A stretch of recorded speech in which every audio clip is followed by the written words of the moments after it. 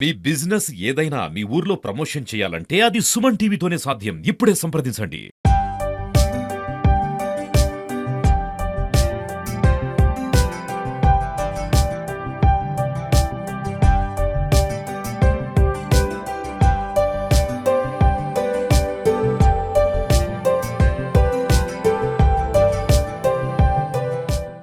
శ్రీ లక్ష్మీనరసింహ స్వామి ఆశీస్సులతోని దేవుడి దయతో ధర్మపురి ప్రజల యొక్క దయతో శాసనసభ్యుడికి ఎన్నికై రాష్ట్ర ముఖ్యమంత్రి గారి రేవంత్ రెడ్డి గారి నేతృత్వంలో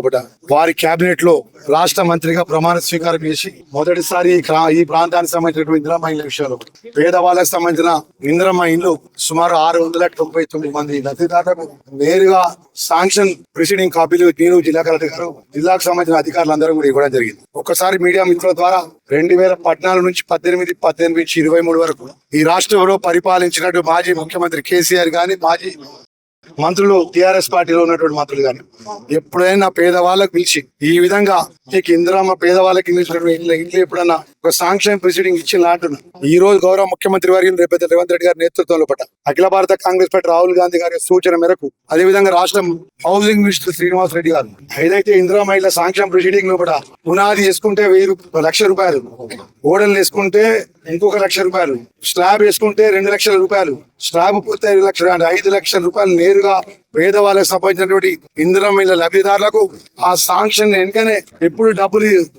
ఏ ఒక్క దశలో డబ్బులు పడతాయి అనే విషయాన్ని సాంక్షన్ పిటిషన్ లో పొందుపరుచుకుంటూ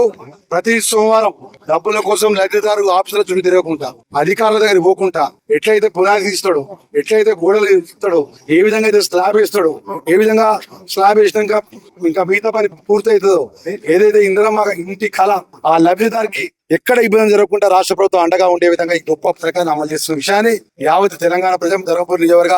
ధర్మపురి వివిధ గ్రామాలకు వచ్చినటువంటి లబ్ధిదారులకు ధర్మపురి మున్సిపాలిటీ ప్రజలకు మనస్ఫూర్తిగా నేను శుభాకాంక్షలు తెలియజేసుకుంటున్నాను. ఈ రోజు పేదవాళ్ళకి సంబంధించిన అనేక సంక్షేమ కార్యక్రమాలు 200 యూనిట్లు ఉచిత కరెంట్ ఇవ్వడం కానీ, సన్న బియ్యం పేదవాళ్ళకి అందించడం కానీ, అదేవిధంగా రేషన్ కార్డు ఇచ్చిన 10 సంవత్సరాలకి 912 మంది లబ్ధిదారులకు కొత్త రేషన్ కార్డు ఇవ్వడం జరిగింది. అంటే ఇన్ని విధాల సంక్షేమ కార్యక్రమం ఈ దేశంలో కేవలం 18 నెలల్లో కూడా సంక్షేమ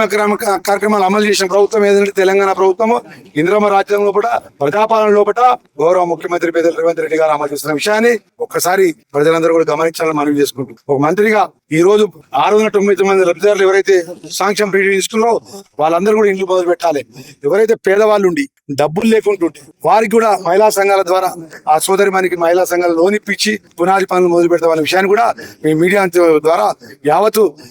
ధర్మపురి నియోజకవర్గ ప్రజలు కూడా సవినయంగా మంత్రిగా మనవి చేస్తుంది.